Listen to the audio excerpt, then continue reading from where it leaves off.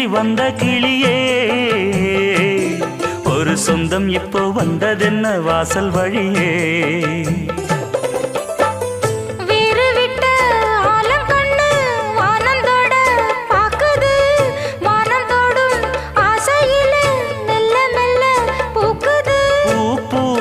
பூக்க வச்ச